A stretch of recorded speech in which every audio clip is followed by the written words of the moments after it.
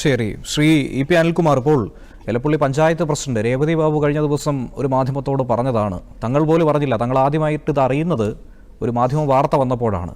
തങ്ങളെ സംബന്ധിച്ച് യാതൊരുവിധ മുന്നറിയിപ്പുകളോ അല്ലെങ്കിൽ അന്വേഷണങ്ങളോ ഒന്നും തന്നെ ഉണ്ടാകാതെയാണ് തങ്ങളുടെ പഞ്ചായത്തിൽ തന്നെ ഇങ്ങനെ ഒരു നീക്കം സംസ്ഥാന സർക്കാർ നടത്തിയതെന്നാണ് പറയുന്നത്. അതിൽ തന്നെ വലിയ ദുരൂഹതയാണ് പ്രതിപക്ഷമടക്കം സംശയിക്കുന്നത്. ശരിയാണോ? തീർച്ചയായും അത് വളരെ ഗൗരവതരമായ ഒരു രാഷ്ട്രീയ പ്രശ്നം തന്നെയാണ്. നമ്മൾ ലോക്കൽ സെൽഫ് ഗവൺമെന്റ്, പ്രാദേശിക സ്വയം പര്യാപ്ത സർക്കാരുകൾ എന്നൊക്കെയാണല്ലോ നമ്മൾ പൊതുവെ പറയുന്നത്. അങ്ങനെ ഒരു പഞ്ചായത്തിൽ എന്ത് വ്യവസായം വരണം എന്ന് തീർച്ചയായും ആ നാട്ടിലെ ജനങ്ങളുടെ അഭിപ്രായം ആരാഞ്ഞതിന് ശേഷം ആ വിഷയത്തിൽ ഒരു തീരുമാനം എടുക്കാൻ പോലും കഴിയാത്ത വിധം കേരളത്തിലും എന്ന് ഞാൻ പറയുന്ന മറ്റു സംസ്ഥാനങ്ങളിൽ അങ്ങനെയൊക്കെ തന്നെയാണ് അധികാര കേന്ദ്രീകരണം നടന്നുകൊണ്ടിരിക്കുന്നു. പഴയ കാലത്ത് പഞ്ചായത്തിൽ ഒരു വ്യവസായം തുടങ്ങണമെങ്കിൽ, അവിടെ ഒരു ഖനനം നടക്കണമെങ്കിൽ, അവിടെ കള്ളുഷാപ്പ് തുടങ്ങണമെങ്കിൽ നമുക്കറിയാമല്ലോ, ആ പഞ്ചായത്തിന്റെ കൺസേൺ വേണമായിരുന്നെങ്കിൽ അത്തരം കാര്യങ്ങളിലെല്ലാം ഒരു അധികാര കേന്ദ്രീകരണം കൂടി കേരള സംസ്ഥാന സർക്കാർ പലപ്പോഴും അധികാര വികേന്ദ്രീകരണത്തെ പറ്റി പറയുന്ന സർക്കാർ പറഞ്ഞുകൊണ്ടിരിക്കുന്നു. അതുകൊണ്ട് അതൊരു വലിയ നിലവിലുള്ള പ്രാദേശിക സർക്കാരുകളുടെ അവകാശങ്ങളിലേക്കുള്ള ഏകപക്ഷീയമായ കടന്നുകയറ്റത്തിന്റെ ഒരു തെളിവാണിത്.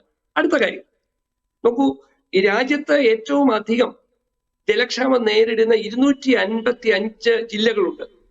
കേരളത്തിൽ രാജ്യത്തിന്റെ ശരാശരി മഴയുടെ ഏകദേശം ഇരട്ടി മഴ ലഭിക്കുന്ന സംസ്ഥാനമാണല്ലോ കേരളം. ആ സംസ്ഥാനത്തെ ജലക്ഷാമം ഇന്ത്യയിൽ അനുഭവിക്കുന്ന ഒരു ജില്ലയായി രേഖപ്പെടുത്തിയിരിക്കുന്നത് പാലക്കാടാണ്. പാലക്കാട് കഴിഞ്ഞ വർഷം ലഭിച്ച മഴ കേവലം 2141 മില്ലിമീറ്ററാണ്.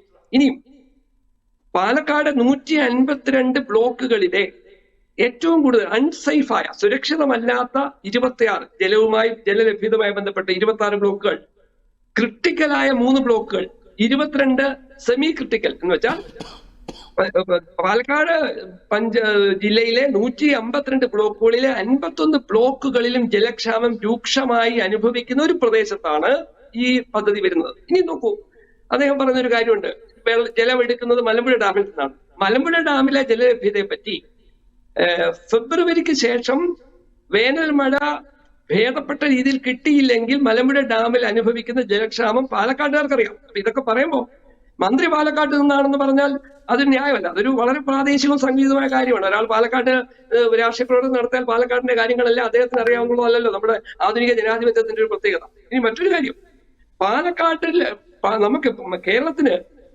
7.5 TMC ഫുഡ് വെള്ളം തമിഴ്നാട് നമുക്ക് തരാനുണ്ട്. മലമ്പുഴ ഡാമിലേക്ക് എത്തിക്കേണ്ടതുണ്ട്. നമുക്കിപ്പോ ലഭിക്കുന്നതാണ് 4.1 എന്ന് പറഞ്ഞാൽ കേരളത്തിന് തമിഴ്നാട്ടിൽ നിന്ന് ലഭിക്കേണ്ട വേണ്ട വെള്ളം നേടിയെടുക്കാൻ പരാജയപ്പെടുന്ന കേരള സർക്കാർ അല്ലെങ്കിൽ പാലക്കാട് ജില്ല. ഇനിയും നിലവിൽ അവിടെ നടക്കുന്ന നിയമലംഘനങ്ങൾ എടുത്ത് പരിശോധിച്ച് നോക്കൂ. ഞാൻ മുമ്പ് പറഞ്ഞു, പുതുച്ചേരിയിലെ പെപ്സിക്കോള, അതിനെതിരെ ശക്തമായ സമരം നടത്തിയതിൽ ഈ മുൻ MP ആയിരുന്ന ഇന്നത്തെ മന്ത്രിയുണ്ട്. പെപ്സിക്കോളയുടെ നിയമലംഘനങ്ങളെ പറ്റി സമരം നടത്തിയതിൽ നേതൃത്വം കൊടുത്തത് ഇതേ മന്ത്രിയായിരുന്നു. എന്താ പ്രശ്നം? അവർക്ക് അനുവദിക്കപ്പെട്ടത് 2.4 ലക്ഷം ലിറ്റർ ഒരു ദിവസം എടുക്കാമെങ്കിൽ പല പഠനങ്ങളും പറയുന്നു ഒരു ദിവസം 6.5 മുതൽ 15 ലക്ഷം ലിറ്റർ വെള്ളം ഊറ്റിക്കൊണ്ടാണ് പെപ്സി അവിടെ പ്രവർത്തിച്ചുകൊണ്ടിരിക്കുന്നത്. ഇത് ഈ പറയുന്ന മന്ത്രി പലവട്ടം പൊതുവേദികളിൽ പറഞ്ഞിട്ടുള്ളതാണ്. ഇനി അടുത്തൊരു കാര്യം, ഇവരുടെ കണക്കുകൾ നോക്കൂ. ഈ വെള്ളമൊന്നും അവർ ഭൂഗർഭത്തിൽ നിന്ന് എടുക്കുന്നില്ല, വാട്ടർ അതോറിറ്റി സഹായിക്കും. ഇല്ലെങ്കിലോ ഇവർ മഴവെള്ള സംഭരണിയിലൂടെ സംഭരിക്കുന്നതാണ്. നോക്കൂ, പാലക്കാട് ഒരു വർഷം പെയ്ത മഴ 2 മീറ്റർ മഴ മാത്രമാണെങ്കിൽ ഏകദേശം വരുന്ന 20 കോടി ലിറ്റർ വെള്ളം സംഭരിക്കണമെങ്കിൽ എത്ര സ്ക്വയർ കിലോമീറ്ററിൽ നിന്ന് നിങ്ങൾ വെള്ളം സംഭരിക്കണം? അപ്പൊ ഇതൊക്കെ പേപ്പറിൽ കഥകൾ രചിക്കുന്ന കാര്യത്തിൽ ഇവിടുത്തെ IAS ലോബികൾ വളരെ കൃത്യമായി ഇടപെടുന്നു. എന്ന് മാത്രമല്ല, പഞ്ചാബിൽ ഈ ഒയാസിസ് കമ്പനി ഏകദേശം 6 ചതുരശ്ര കിലോമീറ്റർ നടത്തിയ അനധികൃതമായ വെള്ളമൂറ്റൽ പഞ്ചാബിൽ വലിയ പ്രശ്നമായിട്ടുണ്ട്.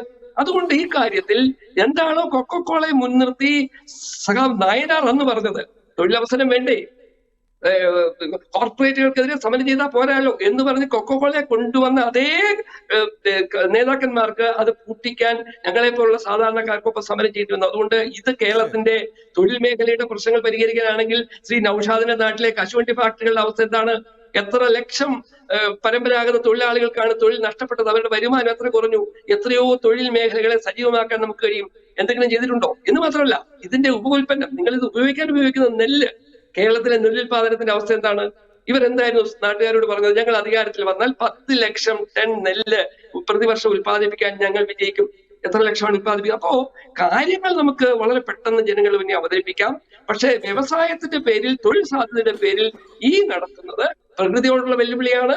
അതിന്റെ പിന്നിൽ എന്താണ് അഴിമതി എന്ന് എനിക്ക് പറയാൻ കഴിയില്ല. കാര്യം എന്തിവിടെ വന്നാലും പ്രതിപക്ഷവും ഭരണപക്ഷവും അങ്ങോട്ടും ഇങ്ങോട്ടും ആരോപണങ്ങൾ ഉയർത്തും. പിന്നെ വിഴിഞ്ഞ ഒരു അത്ഭുത സംവിധാനമാണെന്ന് നമ്മൾ കരുതുന്നില്ല.